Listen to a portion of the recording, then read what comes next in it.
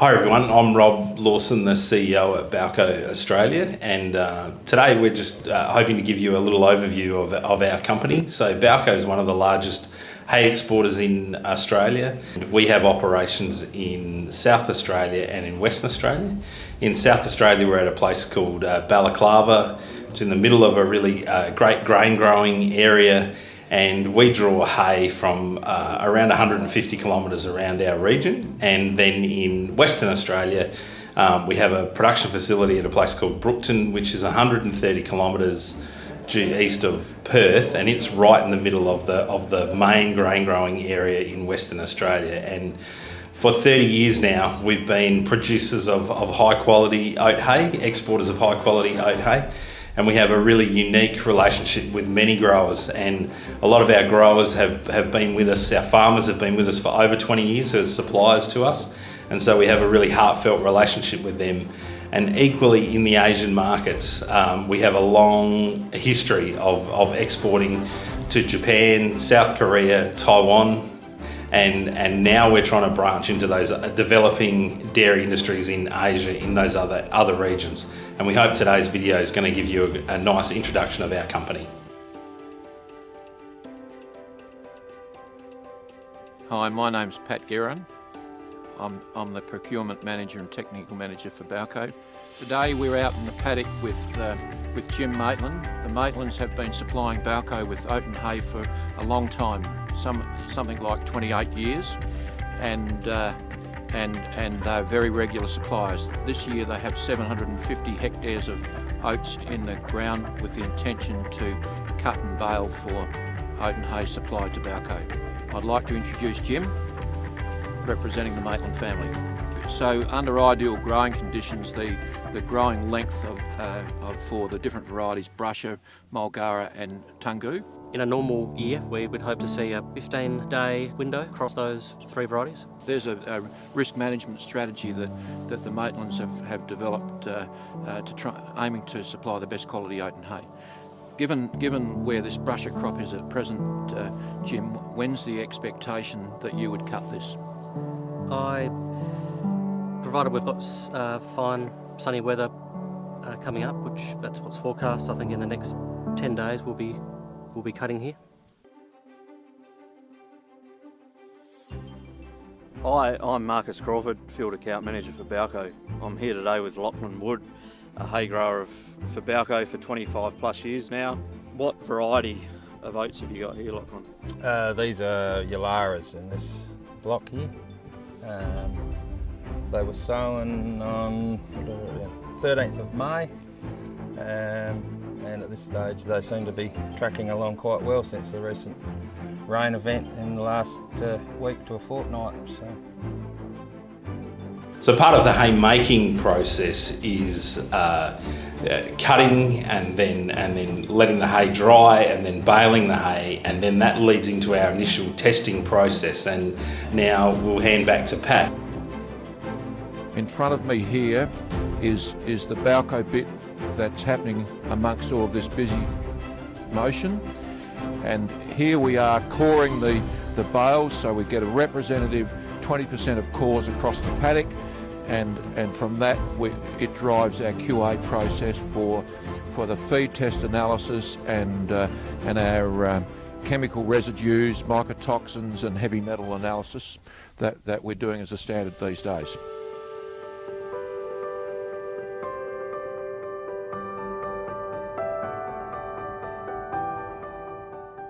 We do the feed testing on the hay so that we can provide consistency to the end user. So you as the end user will be guaranteed to have a consistent product according to the grade of hay that you've purchased. Not only do we have our own testing laboratory, but we also have a relationship with a company called Intertech, who test our hay for heavy metals, for mycotoxins, aflatoxin, and we get those readings and also chemical residues. And we get those results back from that laboratory, and therefore we absolutely know the hay we provide to you is safe. This hay in Darren Longmire's paddock that we're looking at here is green, feels soft, it looks the part. So it's great to see product like this today, it emphasises part of the Balco risk management strategy on supply that we adapt. So we have growers that are supplying us with hay from early maturing districts, medium maturing districts to late maturing districts, and on top of that we also have the option of early and late sowing programs. All of this together gives us a diversity in supply so that when it gets to the haymaking end of the season, we've got a higher degree of confidence of producing product that our end customers would like us to supply them with. And this is a good example of that.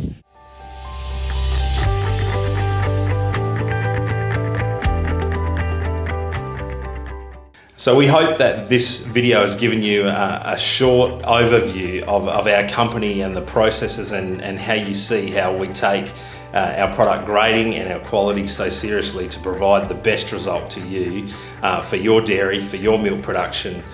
We want to give you the best quality hay we can provide. So we appreciate your time to watch the video. Thank you, and all the best with the season.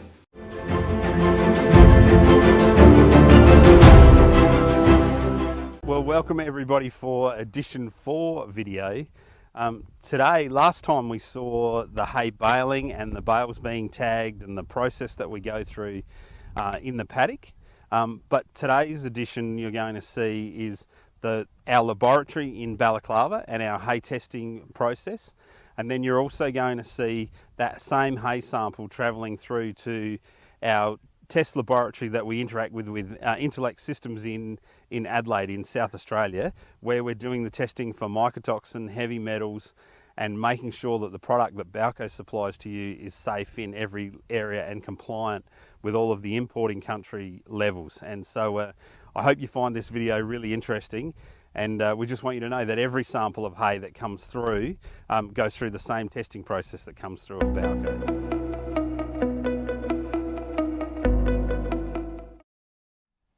So today we are at the Balaclava office of Balco, and we're focusing on our sample quality control process. In the first step here, we are actually segregating the sample. So we come back here with a large representative core sample, and that is divided through a 50-50 divider until down to a small size of between 500 grams and 1,000 grams, of which we use that then to grind for the various quality procedures that follow. Okay, so this is the second stopping point in our QA process at the Balaclava office. Here we are grinding the sample, and initially we grind it through the formula grinder, and it's a larger volume of material. We then cut and quarter the sample that comes out the end there, and on the side here is our 1 mil grinder, and all of the product that goes through for NIR testing it comes out of the 1 mil grinder. This is the third stopping point in the Balco Balaclava office in our QA process, and in this room here we have our nitrate nitrogen testing, our NIR for the feed test analysis, and the colour scanning, and we also store representative samples from every line of hay that Balco offers into the marketplace. The Balco NIR is affiliated directly to Dairy One system, so the feed test parameters that we report are based on Dairy One's developed calibrations, and they are very directly linked to dairy cow performance. At this bench in the Balco Balaclava laboratory, we're looking for colour consistency of the product and appraising it on that basis. So here is a sample of Oaten Hay that represents the hay taken from Jim Maitland's paddock.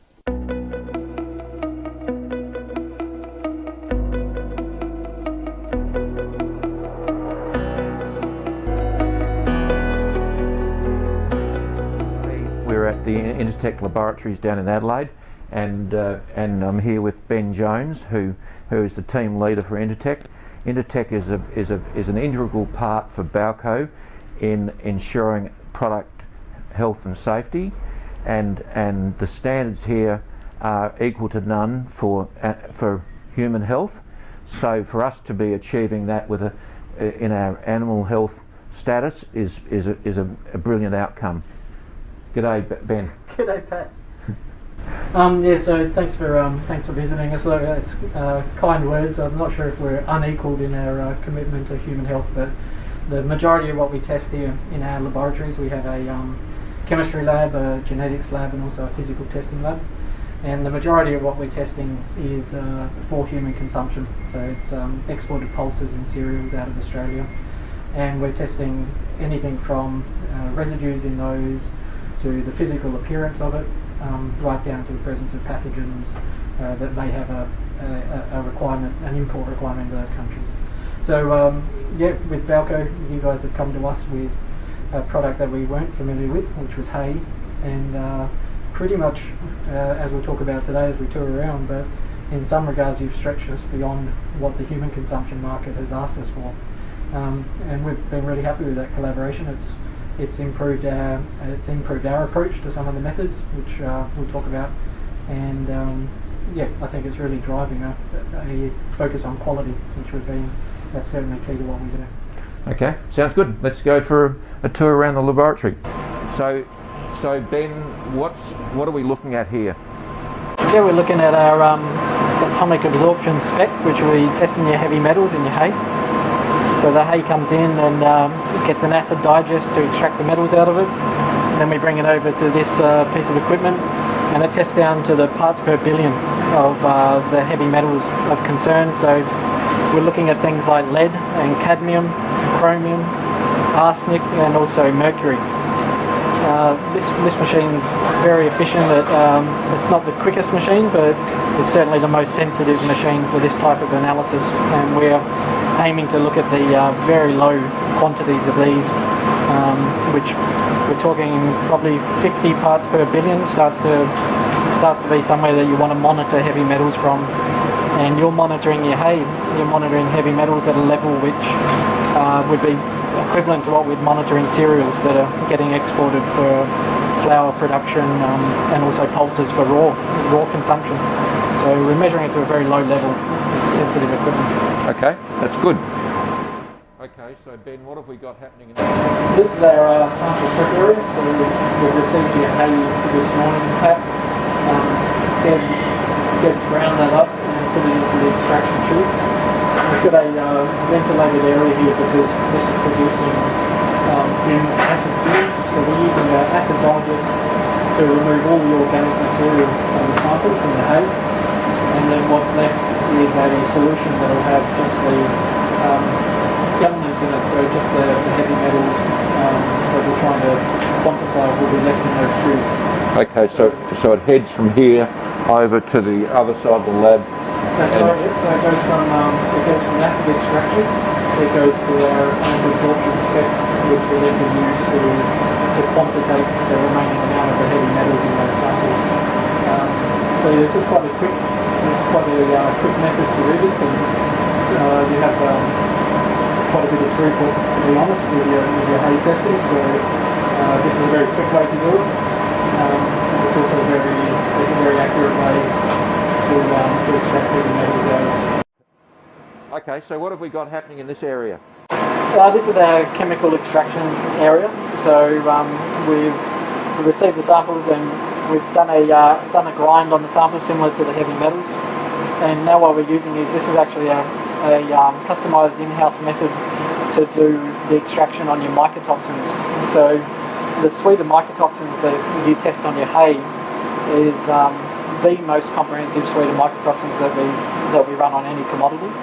And several of those mycotoxins we actually had to import the standards from America because they weren't available in Australia.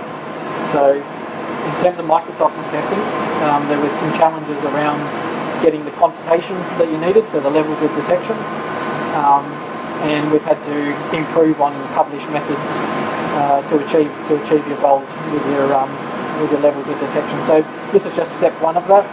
and what's happening here is it's agitating the sample with the extraction mix. Okay, that sounds good. Okay, Ben, what's this bit of equipment here that we've progressed onto? Yep, so this is the final analytical step. This is a liquid chromatography mass spectrophotometer, so LCMS. And what this does is this will actually use polarity to put your extracted sample through a separating column, and it will separate out the mycotoxins.